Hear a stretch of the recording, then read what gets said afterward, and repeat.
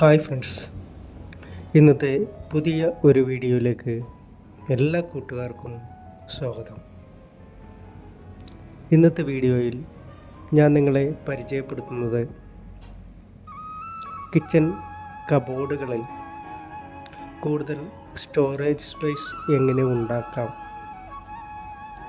Kitchen കബോർഡുകൾ പണിയുന്ന സമയത്ത് എന്തെല്ലാം കാര്യങ്ങളാണ് ശ്രദ്ധിക്കേണ്ടത്, അതുപോലെ തന്നെ ഏറ്റവും പ്രധാനപ്പെട്ടത് കിച്ചൺ കബോർഡുകളുടെ കളർ തീം സെലക്ട് ചെയ്യുന്നത് എങ്ങനെയാണ് എന്നിങ്ങനെയുള്ള കാര്യങ്ങളെക്കുറിച്ചാണ് ഇന്നത്തെ വീഡിയോയിൽ ഞാൻ നിങ്ങളോട് സംസാരിക്കുന്നത്. എൻ്റെ ഈ ചാനലിൻ്റെ പേര് സ്റ്റിയാൻ ഇൻറ്റീരിയേഴ്സ് എന്നാണ്. എൻ്റെ പേര് സെബാസ്റ്റ്യൻ, വീട് കൊച്ചി.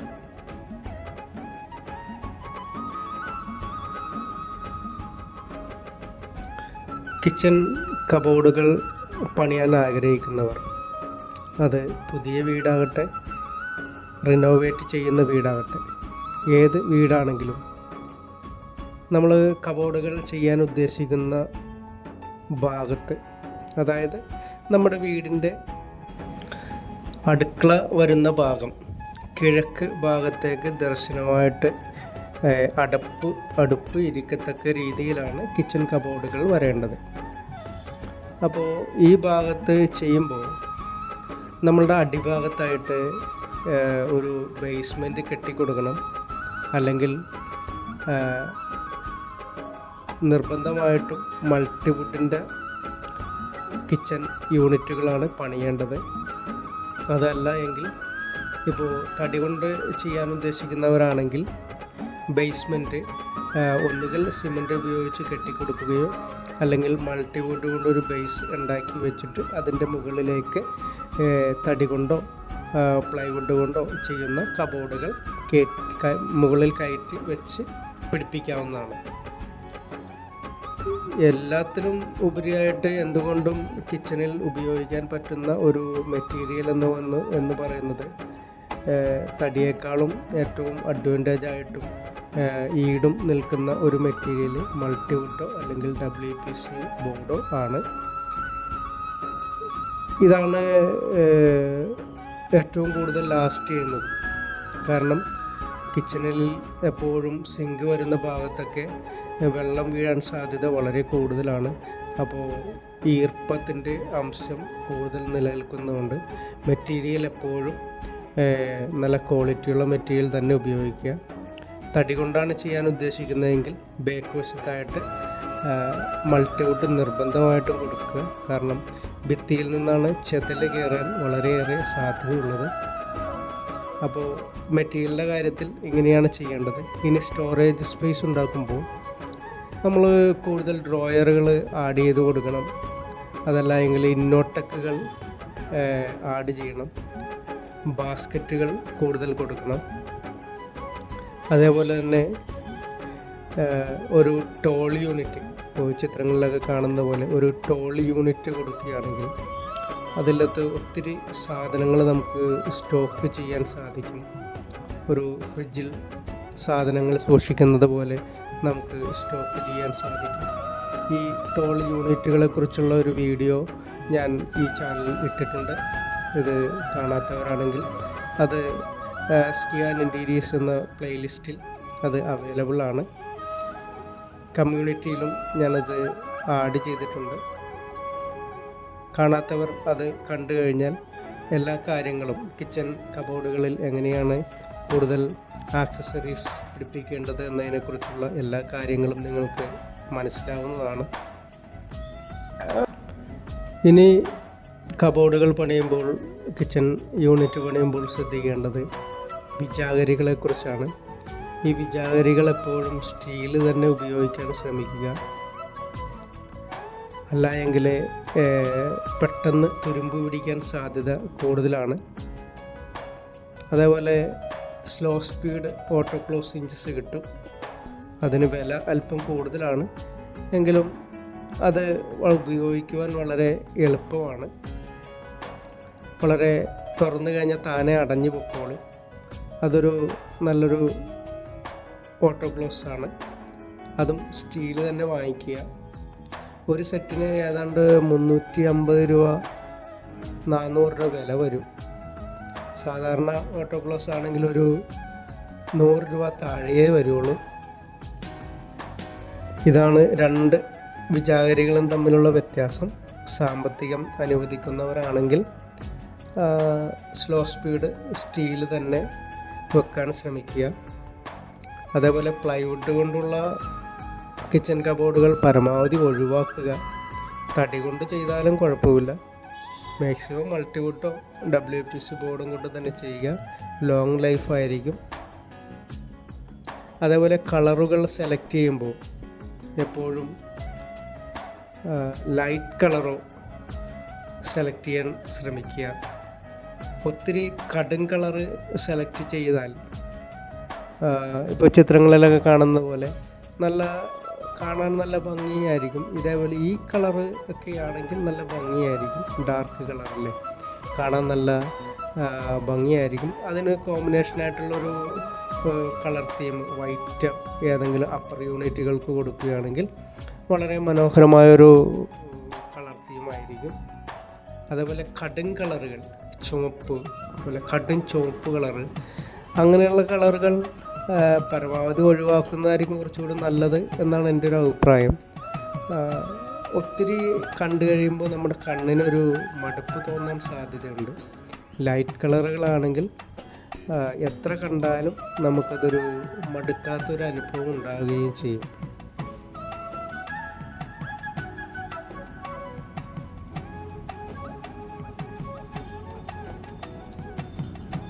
അതുപോലെ തന്നെ കിച്ചൺ കബോർഡിൽ ഏറ്റവും പ്രധാനമായിട്ടും ബ്രേക്ക്ഫാസ്റ്റ് ടേബിളും ആഡ് ചെയ്യണം. ബ്രേക്ക്ഫാസ്റ്റ് ടേബിൾ അത്യാവശ്യമുള്ളൊരു ഘടകം തന്നെയാണ്. ബ്രേക്ക്ഫാസ്റ്റിനെ കുറിച്ച്, ടേബിളിനെ കുറിച്ച് കൂടുതൽ അറിവുകൾ നൽകുന്ന ഒരു വീഡിയോ ഞാൻ ചെയ്തിട്ടുണ്ട്. അത് കാണാവുന്നതാണ്. അതുപോലെ തന്നെ സിങ്ക് സെലക്ട് ചെയ്യുമ്പോൾ പ്രത്യേകം ശ്രദ്ധിക്കുക. നമ്മൾ ഒത്തിരി മോഡേൺ സിങ്കുകളൊക്കെ എടുക്കുമ്പോൾ നമ്മൾ കബോർഡ് അതനുസരിച്ച് തന്നെ ആദ്യമേ തന്നെ നമ്മൾ പ്ലാൻ ചെയ്ത് ചെയ്യേണ്ടതായിട്ട് വരും. കാരണം സാധാരണ രീതിയിൽ കിച്ചൺ കബോർഡുകൾ ചെയ്യുന്നത് ഒരു 2 അടി വീതിയിൽ ടൈല് ഗ്രാനൈറ്റ് വരുന്ന രീതിയിലാണ് സാധാരണ രീതിയിൽ കിച്ചൺ കബോർഡുകൾ ചെയ്യുന്നത്. ഇപ്പോൾ വരുന്ന സിങ്കുകൾ വളരെ വീതി കൂടുതലാണ്. അപ്പോൾ അങ്ങനെയാണെങ്കിൽ നമ്മുടെ ഗ്രാനൈറ്റിൻ്റെ വീതി കൂട്ടേണ്ടത് അത്യാവശ്യമാണ്.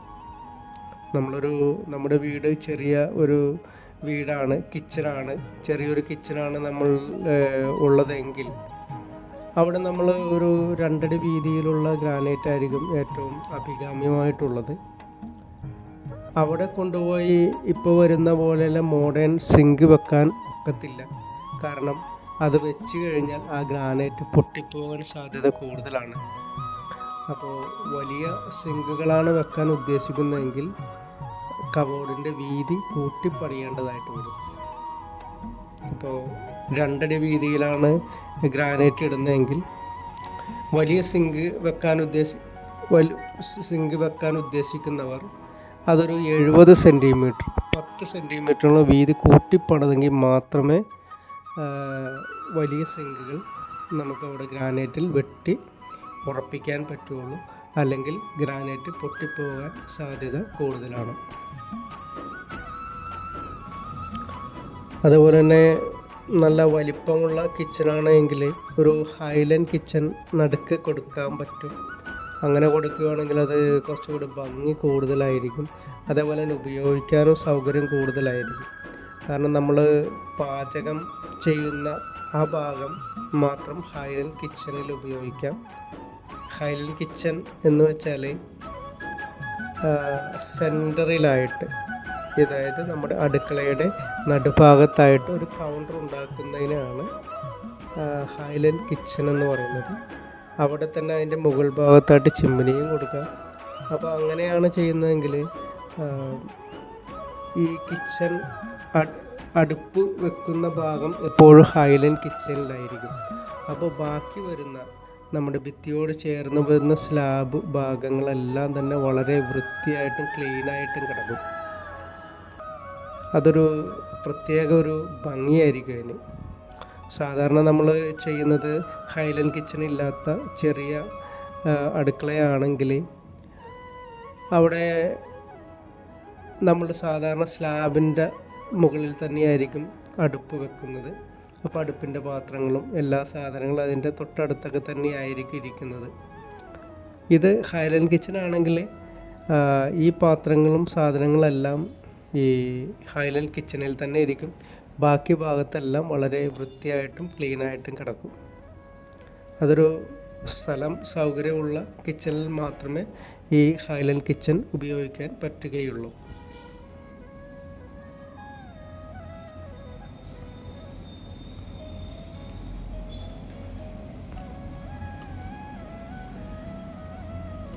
ഗ്രാനൈറ്റുകൾ നമ്മുടെ അഭിരുചിക്കനുസരിച്ച് കളറുകൾ സെലക്ട് ചെയ്യാവുന്നതാണ്. വൈറ്റ് കളർ സെലക്ട് ചെയ്യാം. ഇപ്പോൾ ഡാർക്ക് തീമാണ് നമ്മൾ ഉപയോഗിക്കുന്നതെങ്കിൽ വൈറ്റ് കളറിലെ ഗ്രാനൈറ്റ് സെലക്ട് ചെയ്യുകയാണെങ്കിൽ വളരെ ഭംഗിയായിരിക്കും. അതേപോലെ ലൈറ്റ് കളറിലെ ഇതാണ് ഉപയോഗിക്കുന്നതെങ്കിൽ ഡാർക്ക് കളറിലെ ഗ്രാനൈറ്റുകൾ അതൊരു കളർ കോമ്പിനേഷൻ ആയിരിക്കും.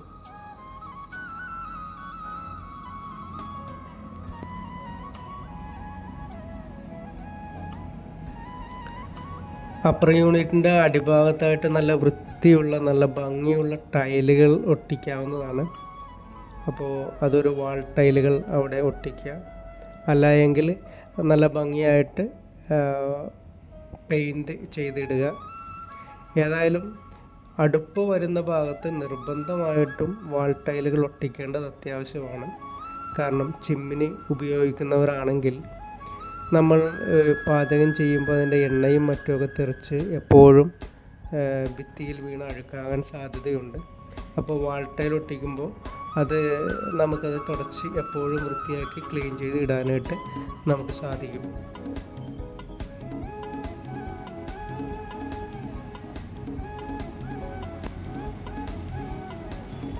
കിച്ചൺ കബോർഡിൻ്റെ ഹൈറ്റുകളെക്കുറിച്ചും എല്ലാം വ്യക്തമായിട്ട് മനസ്സിലാക്കുന്ന രീതിയിൽ വീഡിയോ ഞാൻ ചെയ്തിട്ടുണ്ട്. താല്പര്യമുള്ളവർക്ക് ആ വീഡിയോ എല്ലാം കാണാവുന്നതാണ്. കിച്ചൺ കബോർഡുകളെക്കുറിച്ചുള്ള എല്ലാ വിവരങ്ങളും നിങ്ങൾക്ക് ആ വീഡിയോയിൽ നിന്ന് ലഭിക്കുന്നതാണ്.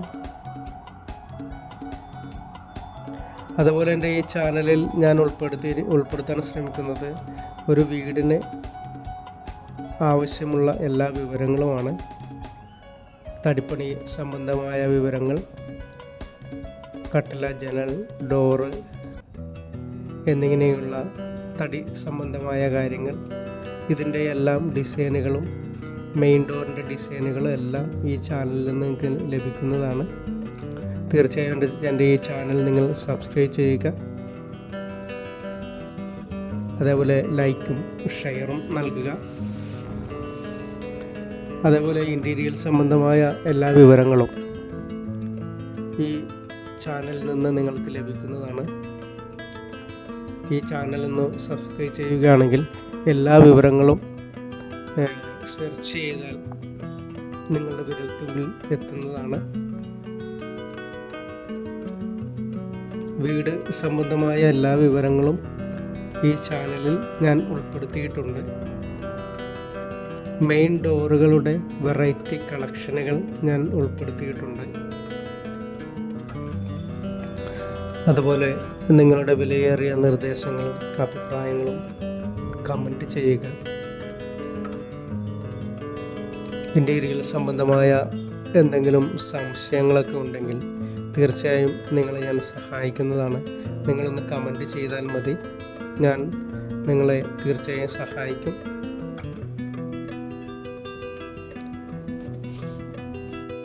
മറ്റൊരു പുതിയ വീഡിയോയുമായി തിരിച്ചു വരുന്നത് വരെ എല്ലാ കൂട്ടുകാർക്കും ശുഭദിനം.